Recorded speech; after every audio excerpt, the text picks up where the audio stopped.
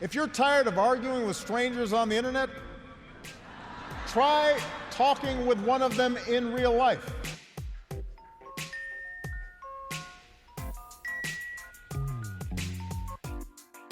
Welcome to Back in America, the podcast. Hello and welcome back. I am so grateful for your taking the time to listen to this episode of Back in America. I have decided to edit my interview with Chris Tyler into 3 installments. In this first episode, we meet Chris. After being a carpenter for a very long time, he is now thinking about becoming a monk in a Zen monastery. We discover what it's like to sit for hours practicing mindfulness. Chris shares moments of doubts and awakening when what he calls a voice helps him move forward with his new life. Today, Chris is a graduate student in social studies. Hi, Chris. Hi, Stan. Thank you for being with us today. Glad to be here. So, Chris, as I said, you were a carpenter for how many years? 15 years? I had occasional breaks to do some other things, but I was doing it either full-time or significantly part-time for about 15 years. What drew you to carpentry? I fell into it pretty much by accident. After university, I moved to Thailand and I lived there for a year doing some work and came back to the States in 2001 and moved to California to be with my girlfriend at the time. And so I was just a year out of college at that point and had no plan at all. And after a couple months, I moved into intentional community, small one in Palo Alto, and where I was living, and you can work there in exchange for room and board. And they had just purchased the house next door to expand into, and it was in terrible, terrible shape. And so I moved in and, was doing some stuff around the site and had zero training at that point. But they said, "Oh, would you be interested in helping out and on this project?" And I said, "Sure, I don't know what I'm doing, but I'm glad to learn. So as long as you're patient." And they said, "Oh yeah, it's fine. Like we've got a lot more time than money." And so I ended up getting to do everything over 3.5 years. So I did that house, and then I got married a couple years after that, and I had started a meditation group in Palo Alto, and that's how I met my wife. She started coming. She was a grad student at Stanford, and she was coming to the group. We started dating. We got married because we were in an actual relationship and we loved each other. And there was some pressure for expediency because of a green card. She was Canadian. She is Canadian. Hey, Jess, if you're out there. She's back in Calgary now. But so we sat often, and after we got married, we had a discussion before that about we were just feeling kind of restless in Palo Alto, and we were both living at this community still. I had said something at one point about wanting to work on a farm at some point just to try it out because I was kind of curious. Also, a masculine ideal that some people have, you get your hands in the soil. It's very honest work. Mm-hmm. There's no smart technology involved. And she was like, "That would be great." And so I had some friends who live up in New Hampshire and New England. So after we got married, we actually moved there and lived on the farm and worked there for a season. And during that time, this is all going to connect, we went to introductory weekend at the Zen monastery. And it was somewhere I had been many years before for an introductory weekend retreat that was fine, but it hadn't really stuck. I didn't take up Zen meditation back in university when I first went. And so this was now, 14 or 15 years later. But my wife really took to it. She ended up, so we were on the rocks a little bit already, only like a year in, and she, as we split up, she ended up moving right into the monastery after that. And she lived there for 3 years. And I had a very personal, interesting awakening moment one day while I was living in town right next to the monastery. And after we had split up and she was planning to move in and I was planning to go back to California, and I had a moment of doing meditation there one afternoon because it's open to the public for certain times to sit. And I was sitting and kind of feeling sorry for myself because the marriage hadn't worked and I felt like a failure in a lot of ways, and was just sitting there and in meditation. The room's totally silent. It's this big meditation hall. It's beautiful. And I suddenly had this moment, like my mind got super quiet and everything got crystal clear. And there was this voice that maybe it was me. I don't know where it comes from. Someone else can figure that out. And the voice said, "Oh yeah, you can go back to California and do what you've always done and pick up again and reinvent yourself there." And there was a pause. It's almost like I'm listening to someone else. I'm like, "What? Tell me more." And there's this pause. And then the voice said, it was literally like a voice, and it said, "Or you can stay here and find out what this is all about."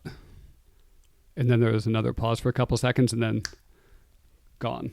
And suddenly I'm back in the room, like fully aware of myself.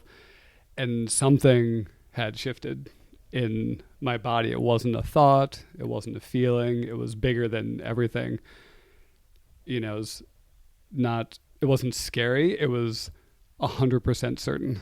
And so I went home that evening after the sit and canceled my tickets and everything. I had actually begun looking at master's programs then.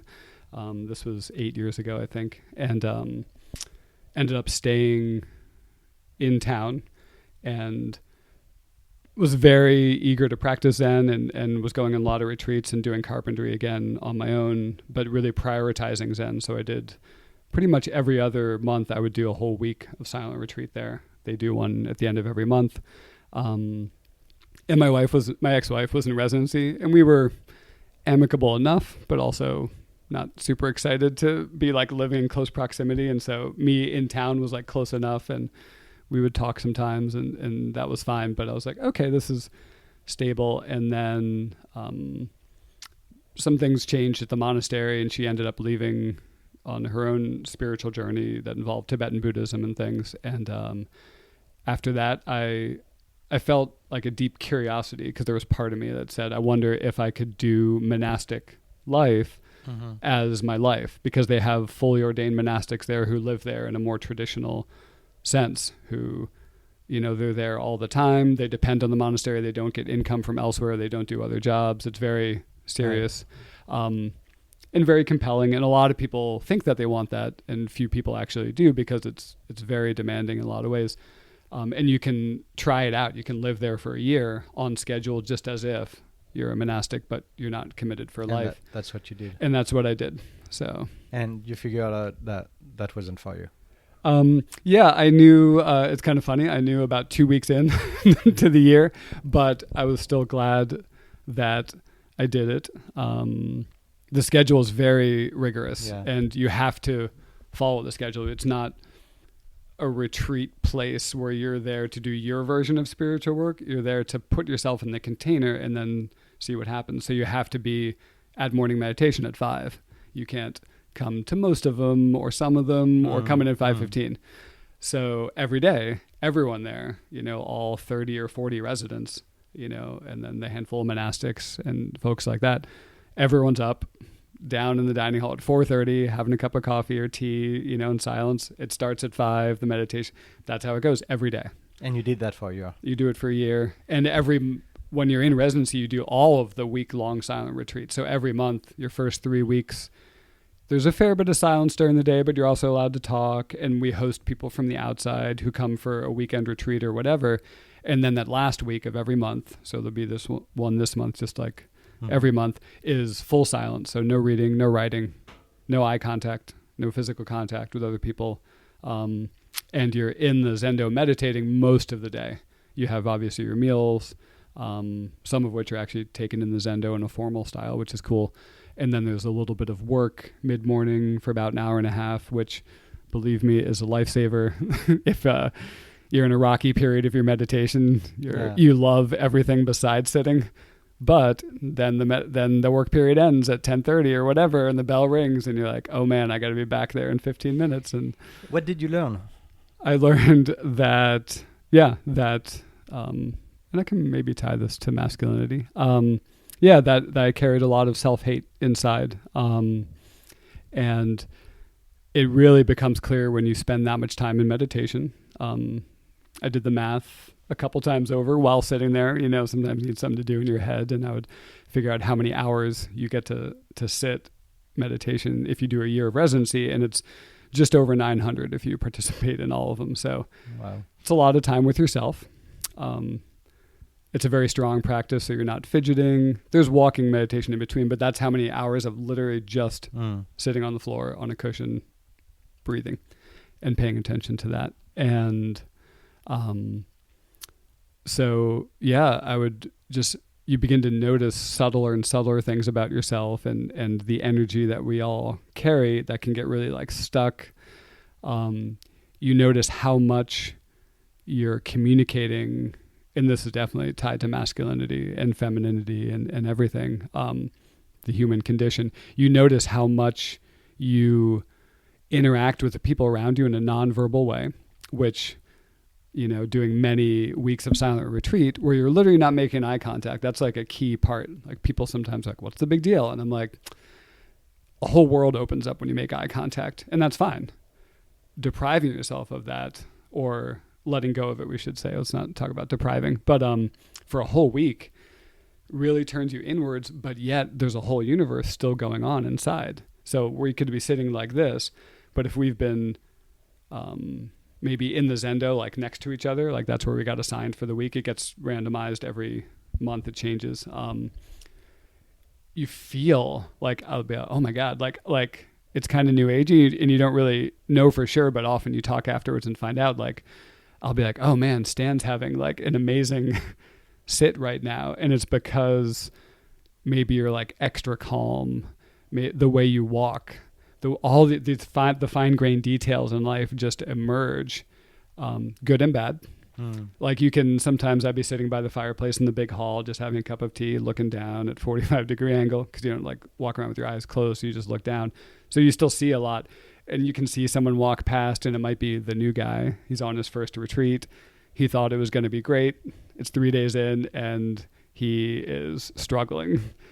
And you don't have to know the contents of his mind, but you can see, like, oh man, that guy is in a spot right now. Like, there's guys who'll go outside and walk laps around the big field. Like, you're not supposed to do heavy duty exercise, but you can do everything but. And there's someone who's clearly just, their mind is going crazy, and they gotta be out there like doing it, and you feel for them because you know that you've been there too, and you're in this like collection of humans together who are all at different places and all really affecting each other. And guys carry it one way, or people who are identified more as the masculine, I should say. And we're in the 21st century and things are expanding and changing. Also, but I still I think of, I don't worry so much about men and women and labels like that, but I do think of it energetically as, if you're identified majority masculine, I kind of use that word, or majority feminine in terms of energy. And it can be,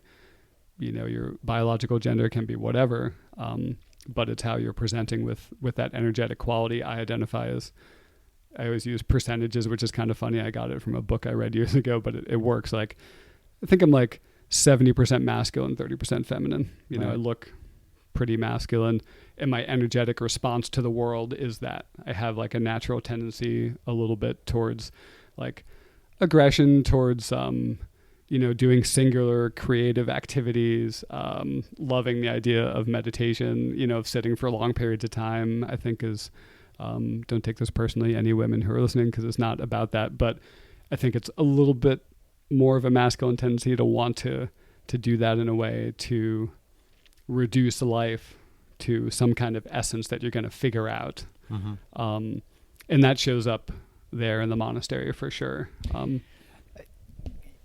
I've got a question, which is the voice that you heard. Oh, yeah. The voice told you that you were going to figure it out, or you were going to discover what it is all about, something like that. And what was it?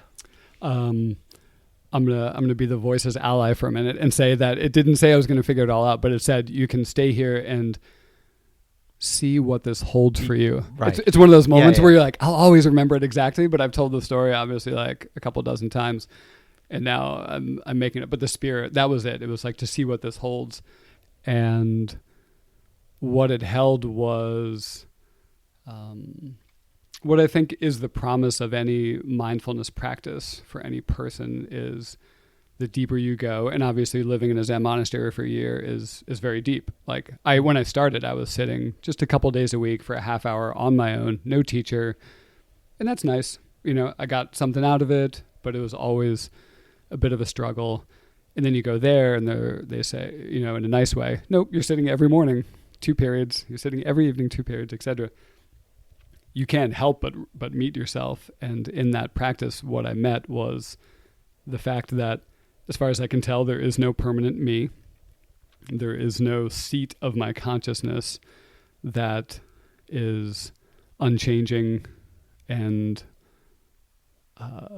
solid and objectively real in any way. I think neuroscience, as far as I know, is still backing that up, which is good. But I discovered that for myself, and that's freaky. Yeah. Because that's not the story that we're usually told. You know, there's a Judeo-Christian idea of the soul, which is nice. Like, I'm not totally against it, but I haven't found it for myself. And to discover that in spite of that, you still wake up every day and you have to go forward in life. We still find ourselves in partnership. We still find ourselves being masculine identified or feminine identified. We still find ourselves succeeding and failing. We still find ourselves facing death eventually at the end of our life. All these things are still there. Nothing goes away by that discovery. Nothing is actually resolved. It doesn't, one of my teachers said, you know, the Dharma, which is the word for the Buddhist teachings, the Dharma doesn't like deposit money into your bank account. Like, you know, you can't get around anything in life by sitting a whole bunch. So that's 1 year. You discover you don't want to be a monk. Yes. But you learn a lot. It was great though. You learn a lot about yourself, right? What do you do next? 2/3 of the way through my year of residency at the monastery, another kind of moment of sitting there in the zendo. And, you know, the year is nice because you're kind of protected from the world. You're in this container that people tell you what to do, and it's very safe, and it's nice. It's a good, which is good. You have to have that for deep spiritual practice, I think. But especially after halfway through, you start to remember, oh, when I'm done, they're going to make me leave if I don't want to stay and be a monk. You know, and they're nice about it, and everyone knows it. And they have really good boundaries because they're Zen folks. So you can't be like, can I stay a little bit longer? You're like, nope. So I was like that. So I started in September, which was nice. It had that feeling of an academic year almost. But, you know, late spring comes around. I'm like, oh boy, you know, I got 4 months left. And I was like, oh man, I'm back at that place where I often have been in my life, which is, what am I going to do with my life? All the years being a carpenter, I had a fair amount of insecurity and questions inside about like, is this what I'm going to do with my life? And I was sitting there having the same kind of thoughts in not in a particular way. And then suddenly I had another moment where I said, again, it was like, is that me or is it some other voice? It said, it flipped it. Instead of saying, what do I want to do with my life? I suddenly said, at the end of my life, looking back, what do I want to have done? And just that rephrasing changes the energy of it, because for me, it launched me into thinking, you know, if I'm very lucky, I'll make it into my 80s. If I'm super duper lucky, I'll make it in my 90s. Maybe I'm like 90. I will be looking back over my life. I won't be working like I am now, you know. My life will be all but done. And maybe I'll have a tombstone that says something, and that's it. Game over. And I'd been a hospital chaplain for a couple of years as well, so I got to meet with some people who were dying. And that kind of was probably infusing some of my thinking. And just that moment was very illuminating. And the answer was not just do carpentry until the end. which is great, very useful. And it's like, okay, cool. Like, I'm down with that. Like, let's do something else. And I also felt like the fear that I had often felt that kept me from doing more. Graduate school, I always said, oh, it's expensive. I'll go into some debt, or I won't get accepted, or the program won't be quite right, or whatever. Making excuses. Yeah. And I suddenly had that feeling of them as excuses.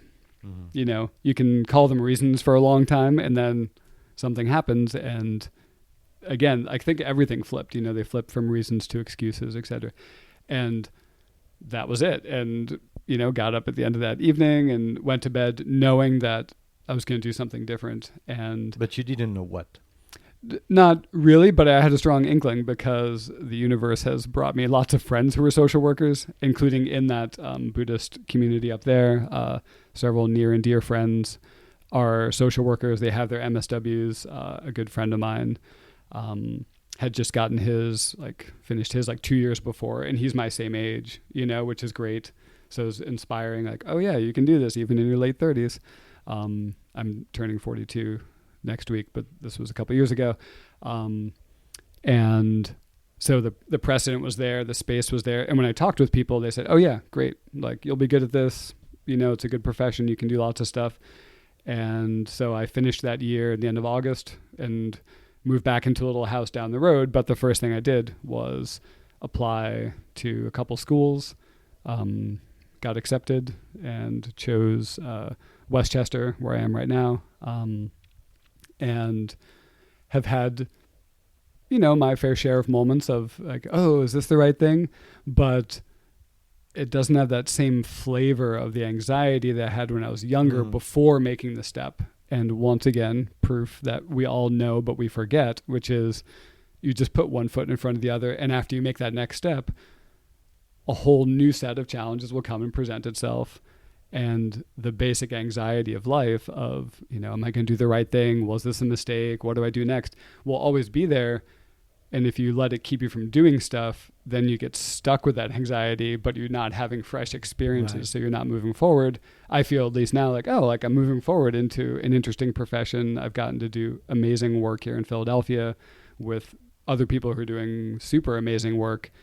And so, the anxiety is still there. Great. Like, same as before, but now at least the external world is changing and moving on, and I'm moving along with it. That's where we are going to leave Chris for the moment. After a year of meditation, he is ready to move on. Chris is driven towards social work. Listen to the second part of this interview to learn how Chris is now working with victims of domestic violence and men abuser.